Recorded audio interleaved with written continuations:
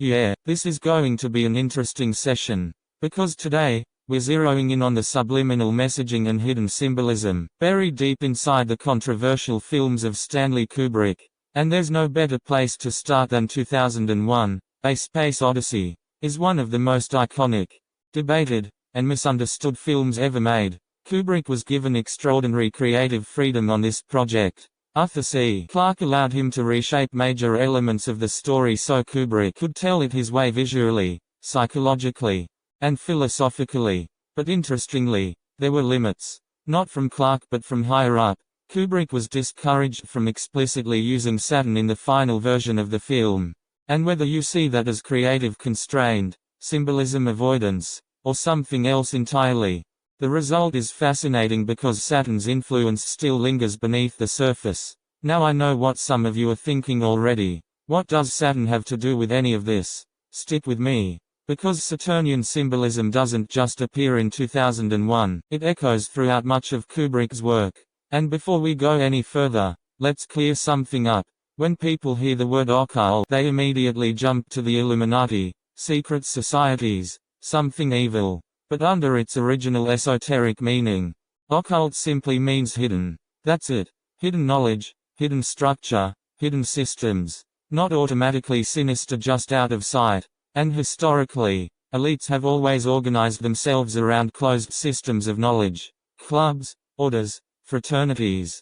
And yes, secret societies where access itself is the currency. Freemasonry is one of the most well-known examples. And Kubrick himself was associated with elite intellectual circles that most people never get near. Why? Maybe out of curiosity. Or maybe just access to inside information.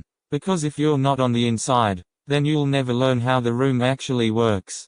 Kubrick got inside, and instead of praising what he saw, he began encoding it into film. Not through dialogue, but through imagery, pacing, repetition, and symbolism. Which brings us to the monolith. That cold, black, rectangular structure is often described as a window into the infinite. What exactly was Kubrick pointing at? Evolution? Consciousness? A higher intelligence? Or, more controversially, the transition beyond time itself? Because Saturn, across cultures, has always been associated with time. Father Time, the Grim Reaper, the end cycles are Saturnian symbols. And 2001 is, at its core, a film about time's dominion over humanity. It doesn't care about our plans, our ambitions, or our technology. Time measures us and eventually, it ends us. That's Saturnian by definition. And speaking of technology, let's talk about HAL and SAL 9000. When you compare them to today's so-called cutting-edge AI Grok, Copilot, Gemini, even ChatGPT, what Kubrick imagined still feels disturbingly ahead of its time. HAL isn't just a computer, it's a decision-making consciousness, operating like a hive-mind system closer to quantum-level intelligence than anything we're publicly interacting with today. Which raises an uncomfortable question. Have we really been given the best technology available? Or have we been given hand-me-downs? While the real power stays hidden behind closed doors? Kubrick seemed to think so. With the scene where his daughter in the movie, playing as Dr. Floyd's daughter, is talking on the video phone. Well, that was a prototype idea for Skype back in 1968. Or the strange methods one would need to understand when going to the restroom while on a shipcraft was quite plausible. Yeah, that's quite a riot. So, imagine what people were probably thinking back then in the late 1960s, seeing all of this unfold in front of their very eyes. Oh yeah, they were shocked to shit. After seeing a movie like that, no doubt blew their minds straight out of the ballpark. Speaking of which, brings up the symbolisms behind The Shining, and this movie was always a mind-boggling one to say the least. And the symbolism starts right off with the vehicle cruising along a lengthy, lonely highway, on course to its intended destination. That car has always served as a key factor, for it was used by Kubrick as the catalyst for him to tell a story upon the perceived cinematic feature watched by moviegoers back then. The yellow Volkswagen was originally red in color as it was known in Stephen King's novel version. Yeah, that was just one of the cited few moments Kubrick directed at King. In the novel, the Torrance family's car is a red VW Beetle straightforward, tied to King's own car at the time. Kubrick later flipped it to yellow for Jack's drive up to the Overlook. Then much later to insert a wrecked red Beetle crushed under a semi on the way back, the one Halloran sees, mangled in the snow. It's not in the book at all. There is no crashed scene like that in Stephen King's novel, which means this moment exists for one reason only. This was Kubrick flat out flipping the bird to King's source material. Your red car? Yeah, I crushed it. This yellow one? That's mine now. My vision. My rules. Kubrick didn't just adapt The Shining, he seized control of it. It's a devastating jab followed by a vicious uppercut, a clear statement that once the story entered his hands, King no longer owned it. And that move mirrors something much bigger. That's exactly how elite systems operate. It's notorious overriding of original narratives, reshaping meaning, and enforcing their preferred version of reality over everything that stands in their way. After all, they run the world of politics. They control the corporate media and modern digital platforms. But Kubrick's like, control the story, and you control perception. Now, let's go back to that yellow car. Some esoteric analysts take this even further, pointing to color symbolism like yellow as cowardice and decay, or even alchemical saturnitis, the stage of enlightenment contrasted against red as blood, violence, and death. And while those interpretations are fascinating, the core point is simpler and more brutal. Kubrick was marking his territory. Red becomes the color of death. Yellow becomes the vehicle that survives. The message is crystal clear. What lives in this story is what Kubrick allows to live. So Kubrick was defying the Saturnian rule, which fans of The Shining novel couldn't process what he was saying quietly, which was, break out of that damn Saturnian box. Let no one stop you from pursuing what you desire. If you really want it, then go for it. And this control deepens when we look at Halloran and the concept of shining. Halloran describes the shine as seeing things in people, the deep hidden layers beneath the surface, the unspoken truths, repressed thoughts and leftover psychological residue, not a supernatural spectacle but ideally perception. And here's where it gets uncomfortable, because it strongly suggests Kubrick wasn't just observing these characters, he may have been projecting himself into them. Jack Torrance is all about pressure, frustration, and obsession. Wendy the wife, the witness and innocent observer, who finally looks at his work and sees what it really is. And that scene where Wendy discovers Jack's telling manuscript? All work and no play. That wasn't just about madness. It was about creative collapse. Now, did Kubrick literally insert himself and his wife Christiane into the script as Jack and Wendy? Well, there's no hard proof that's the case. And if it's true, then this casts a reflection upon Stanley. So this has to be taken as interpretation supported by accounts of how stressed, isolated, and obsessive Kubrick was during production, but this never was asserted as a fact. Still, the psychological parallel is hard to ignore, and when you zoom out, The Shining becomes another piece of the same puzzle we saw in 2001, The Layers Beneath Layers. Reality beneath performance.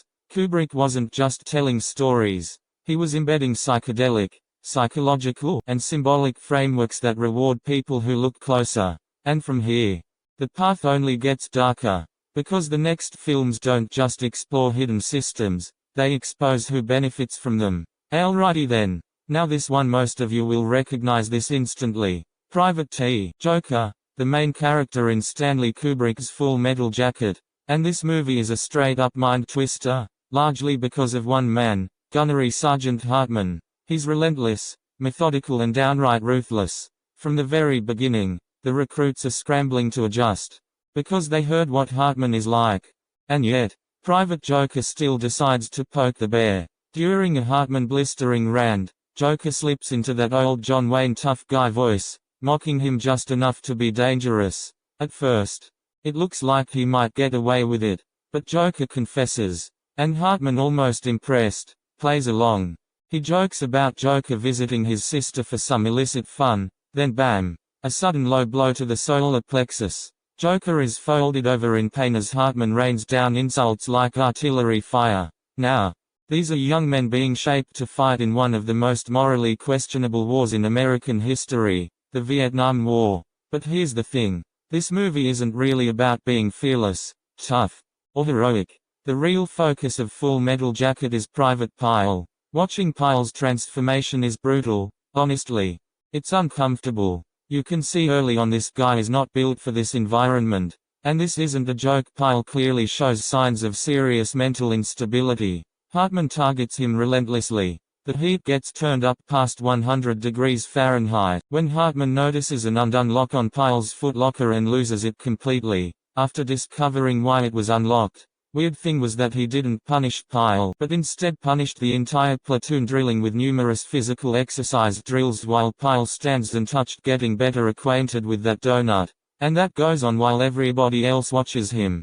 That moment seals, which later leads up to Pyle losing total control after he suffers a brutal attack he didn't expect. Now, I'm not spoiling that here. There's a link below if you want to see what happens near the climatic point of the war flick. So, from basic observation, it's hard not to say whether or not Kubrick was subjected to being bullied as a kid or teen. Who can say really? If that's the case, then it's no wonder how well he understood that ongoing bullying can negatively affect an individual for the rest of their life. And someone like a Pyle would have been targeted anywhere at a school, in society, and definitely in the military. So maybe this was the Saturnian stigma turning up in Kubrick's life from time to time.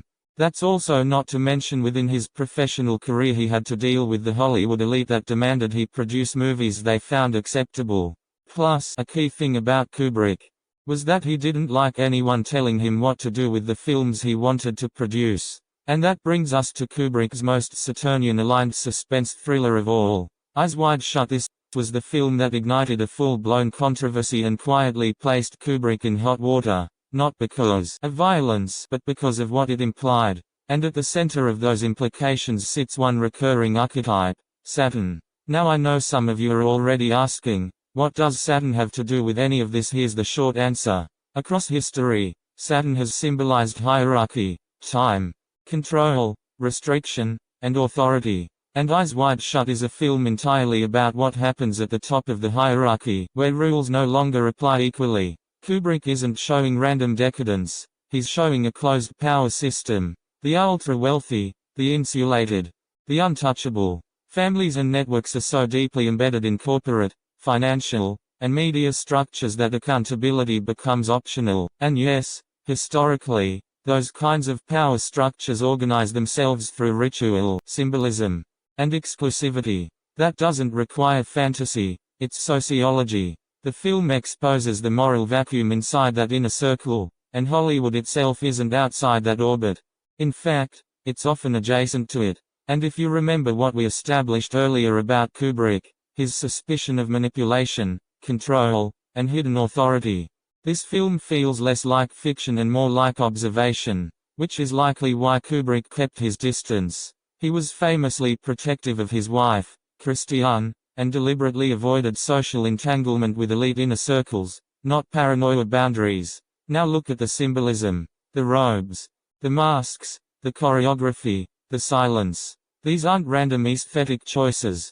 They strip identity, enforce rank, and turn human behavior into ritualized motion. That's Saturnian by design, not in an astrological sense but in a structural one. Order over empathy, hierarchy over individuality, ritual over morality. Some analysts have compared the ceremony to ancient ritual traditions, Germanic, Druidic, even Judaic influences, not as literal representations, but as echoes of how power has always cloaked itself across cultures, different symbols, same internal structures. And that's the key point. Because Kubrick isn't accusing one group, he's exposing a pattern, a system where secrecy replaces accountability, and where power doesn't need to explain itself because it doesn't answer to anyone. Eyes Wide Shut was never about the sex. It's about having permission. Who has it? Who never will? And what happens when someone accidentally wanders where they don't belong? He often wove personal family references subtly. His wife Christiane contributed to set design and painting. Those eerie hotel artworks have her touch, and the film feels like a confession booth for his obsessions: isolation, surveillance, paranoia, and being surrounded by powerful corrupted individuals. Halloran shining to sense all hell breaking loose, mirrors Kubrick sensing the elite matrix, Saturnian time money traps, and leaking it via film. The shine isn't just telepathy, it's piercing illusions, seeing the director behind the curtain, the hidden hand-mind scripting tricks of a perceived reality. Kubrick couldn't say it outright, as he was undoubtedly under constant surveillance of Hollywood Mongols. So he hid it within the patterns, the symbolism, down to sleight-of-hand parlor tricks armed with only a hefty camera in hand. And that's what Kubrick was ultimately facing, by doing what he wanted to do.